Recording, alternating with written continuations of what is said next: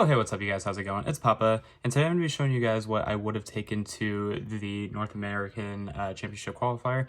I was debating on going to Chicago. I really was. I had everything set up to go, and then I just decided not to because I am taking a personal trip with some friends next weekend to, or not next weekend, but next week to Las Vegas, just to have a nice, fun trip. But I was really close to going to Chicago, and I didn't really feel comfortable going because I didn't have like a solid deck that I wanted to play. I didn't want to play Sword Soul because I didn't think it was good enough to compete. I didn't want to play Eldritch because I'm really tired of playing Eldritch as like my main deck. I could have played Salad. I could have played basically anything else that I wanted to, but I wasn't comfortable with Despia. I wasn't comfortable with Sky Striker. I just didn't know what exactly to play, and I will not touch a Flunder card. I didn't think like any of those decks in the meta were really that fun to play, and I just didn't want to lose to Mystic Mind Scythe.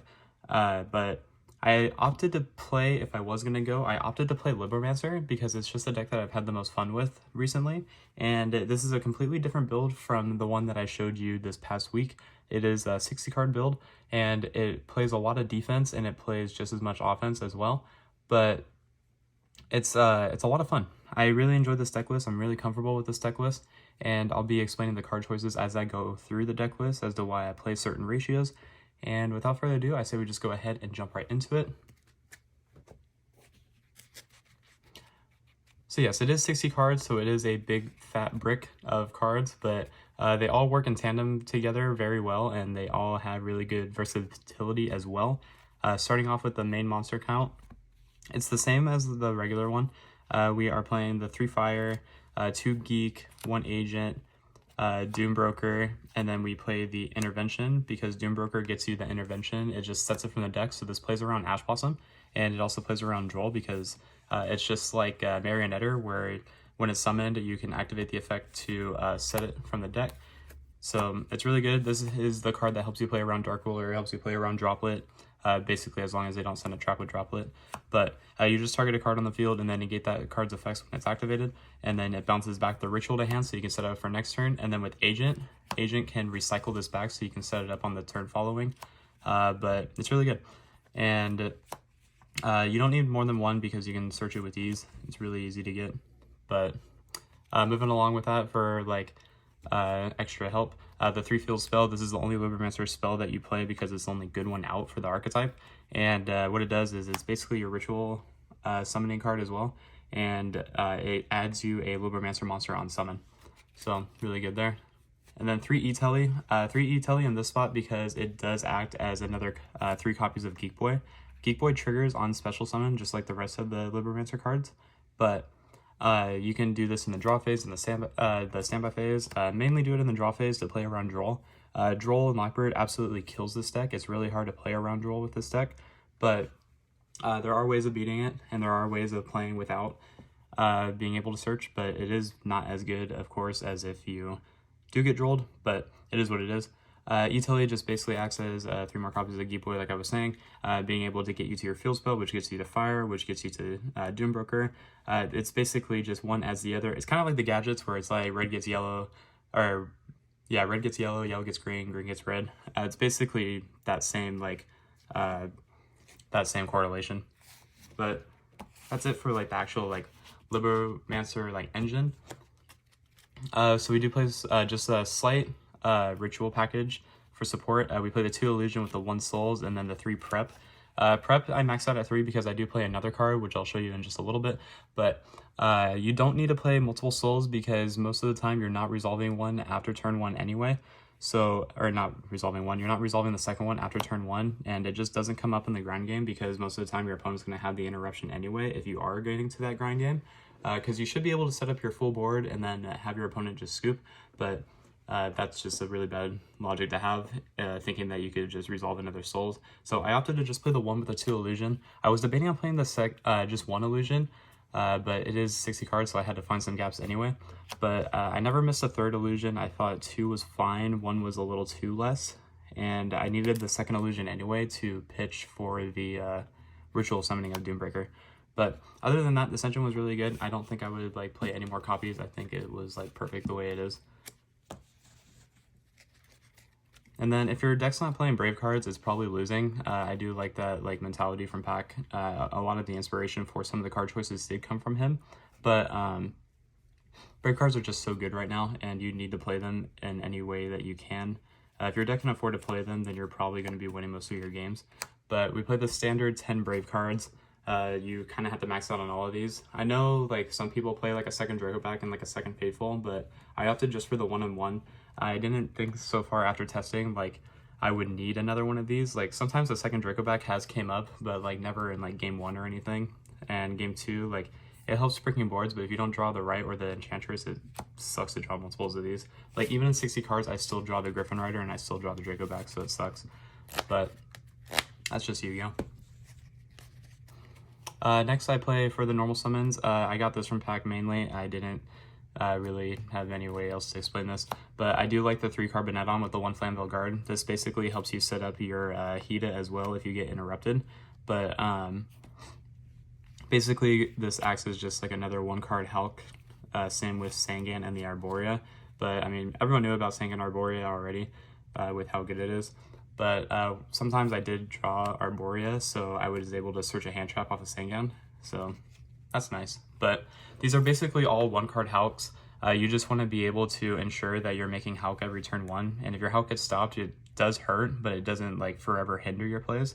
It's just a good way to get your combos going. Also, what I've been doing, if I get interrupted, and I don't have a tuner, is like I make Cherubini and I send the Carbonetton and then I banish it to summon the guard and then use the Cherubini and the guard to make it my Hulk that way as well.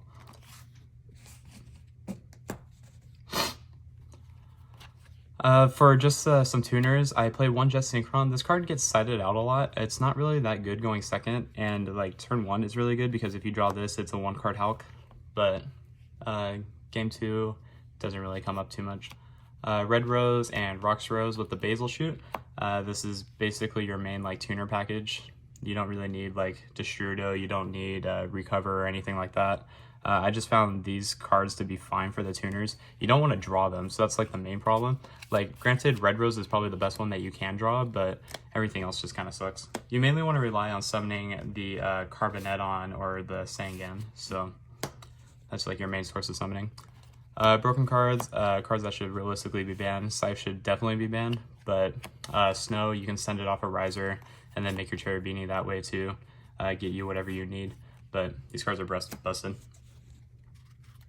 And then the main reason it's 60 was because I opted to play 16 forms of Disruption. So I opted for hand traps, 3 Droll, 3 Nibiru, 3 Ash, 1 Ghost Ogre, and 1 Saravis for hand traps. So a lot of this probably makes sense. I mean, Droll is arguably the best hand trap right now. Nib was just a meta call for NATS that I wanted to test, and during testing it was really good. But Ash, it hits everything. Ogre and Saravis is probably the more questionable ones. So what I liked about playing Saravis was that it was a searchable out to Marine Cess Wave, because Wave specific or Wave targets a monster for effect negation, and Saravis, basically what it does is you discard it, target a card that's targeting one of your cards, and then negate that effect. So this negates Wave, and it makes it to where their Marine Cess cards aren't unaffected for the rest of the turn. So Saravis came in clutch for that reasoning, because a lot of people would let me search off a prep, and then I would grab this if I already had Illusion in hand, and then you could use this as well to reveal the Libromancers to trigger their effects. And then the Ogre was just there to summon off a Hulk of Flybrax if I bricked, so it just acts as like an on-field interruption, and then I still get the tribute off a Hulk as well during my opponent's turn. But you can also E-Telly the Ogre, so that's really nice. For other interruptions, I just played the 3 Droplets, Called by the Grave. This card kind of sucks going first, not gonna lie. I kind of rather have it for going second. Same reasoning as like Pack had in his deck profile. Basically, like with the hand traps that you're playing, you don't want to waste like Called by it during your turn 1, because you want to have your hand traps be live during your turn. So it just is what it is, but you know. And then the last card I played to make it 60 was the Feather Duster in the main deck. This was originally going to be Cosmic Cyclone, but I opted to play those in the side deck instead. The main reason I played Duster was because I was expecting a lot of Mystic Mine. I know Mystic Mine is probably like arguably the worst card in the format right now because of how like dumb and overpowered it is. So I wanted to have some kind of main deck removal other than Dracoback for Mystic Mine. The problem with only playing Dracoback is that you're sending it off of souls a lot, so then the Dracoback just stays in your graveyard for the rest of the duel, and if they Mystic Mine you, your turn or your game basically is over. If they don't decide to do anything. But also with 60 cards, it's hard for you to deck out, so that is that. And then like worst comes to worst, you could drop your field away if you want to do that as well, but they also have to have stuff on their field, so it kind of sucks. But yeah, that's the main deck. 60 cards in the main. For the side deck, or not the side deck, for the extra deck, it was very like, it was probably the hardest part of the deck to build. I found like myself taking a lot of cards in, taking a lot of cards out, and then just opting for this ratio instead. So I played the one Arclight because most of the time you'll be caught with just a Red Rose and Souls on field, so you just use this to, or use those to make this. And then if this goes away, you can add the Ceravis, or you can add the Illusion, basically whatever you need. Wonder Magician, everyone knows what this does. You use it during your opponent's turn, you pop your Scythe, and then you use it to make Barone. Really good. Riser Dragon, this card's busted. I see why it went to 1, but also I don't see why it went to 1. This card's really good, and it definitely came up a lot. Most of the time I found myself summoning this off of Halka-Fibrax anyway, because I drew Scythe a lot in 60, and it was just unfortunate. Moonlight Dragon, this was probably going to be like Scarlet Red Dragon Archfiend because I just didn't want to lose in time, and I opted just to play Black Rose instead because it is really hard because I didn't play Gamma in the side deck, but I'll get to that more into the side deck. So I just opted to play the Moonlight instead because it was easier to make. Baronne de Fleur, probably the best card in Yu-Gi-Oh right now. Almirage is basically here for the Carboneton, for the Sangan. You can use this with the Jet Synchron as well, but this is basically just how you get to your 1-card Hulk.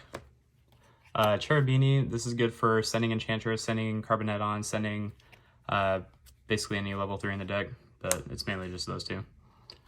Lina and Hida, so I use these for basically just link climbing into your Hulk turn 1. So the same reasoning as Pack. Basically how it works is you get ashed, right? So they ash you, and then you use the fire and another monster on the field to take the ash from your opponent's graveyard, and then you use the Hida and the ash to make your Halka-Fibrax and keep comboing off from there. And then Lina, same reasoning. You use this because if you get Veilered, if you get like Ghost Ogred, you can just use 2 monsters, make this, and then steal that, make your Halka-Fibrax that way as well. I didn't play Dark for this list. I opted not to play Dark because I just didn't have it come up enough during testing, and I just didn't need to see the need to play it. Halka-Fibrax and Dagda, this was broken as always. Arguably should be banned. Landfornicus and Heat Soul. So I opted for these because since I wasn't playing Dark, I needed to find a way to like have some other kind of good like form of like draw power, or just something to make turn 1 if I didn't see tuners. And basically when you use the souls and the Geek Blade to make this, you have the fire out, you use this and the fire to make Heat Soul. It'll draw you a card. If you draw Sangan, or you draw Carboneton, you can use that and the Heat Soul to make your Halka-Fibrax plays that way as well. And then it also just gives you more material in the graveyard to use your access code to go for game. And then Celine and access code, the big daddies, and mommy. So basically mom and dad. These cards are insane, and definitely need to play these in the deck. They were really good. The side deck, it was probably not the most optimal side deck I could have played, but again, since I didn't go to NATS, I didn't really take it into too much consideration. But I was playing Gamma in the side deck, and I opted not to play Gamma because most of the time when people catch on to you playing Libromancer, they know what to hit, and they're not going to be hitting like your Preparation of Rise. They're not going to hit your Right. They're going to hit not your Enchantress. They're going to wait till you summon something to start negating stuff because they are smart enough to play around Gamma. And then the other thing too is that like most of your good cards are basically Hulk, Dagda, and like Baron, so they're going to be wanting to negate those cards during your turn. And so I just opted not to play Gamma. Instead, I went with a different package. So I went with 3 Skullmeister. It was really good. I was expecting a lot of Drytron. I thought Drytron was going to be a really popular deck, but this card also hits like the 10Es. Has a lot of good versatility, but again, since I didn't play at NATS, I didn't know how good it was really going to be. I just based it off of what I was playing against online and at locals. So I found Skullmeister just to be optimal for that reasoning. Pankratops. This is really good for just glue decks, back row decks, Flunder, basically as long as they don't have the statue. But Pankratops I found it to be just fine. I didn't really see it too much during testing, but I had one spot left in the extra side deck, so I just opted for that. Token Collector, you can send it off of Riser Dragons, so you didn't need multiples. And since Sword Soul wasn't really that popular in Nats, I think I made the right call. I think this would have been really good at 1. Didn't really need to max out on it. One of the reasons also why I played this deck was because I wanted to have like as many like back row removal. So I played 3 MST, 3 Cyclone, and then 3 Evenly, and then Reboot to round off the side deck.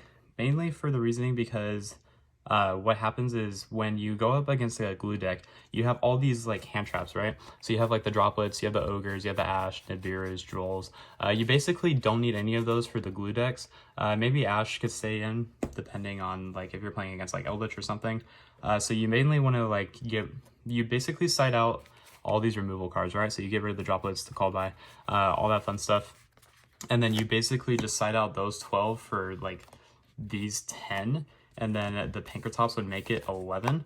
So I didn't really feel like playing anti-spell. I didn't want to play like any like other floodgates. I found these to just be more suboptimal, and during testing these were amazing. It was really good to just be able to side out all the dead hand traps against like trap and stun decks, and it just hit them where it hurts. And all these cards like overperform during testing. So it's basically like smoke screening out the hand traps for just more background removal, which is something that this deck actually loses to. The deck can really play around hand traps, which is just solid as a rock.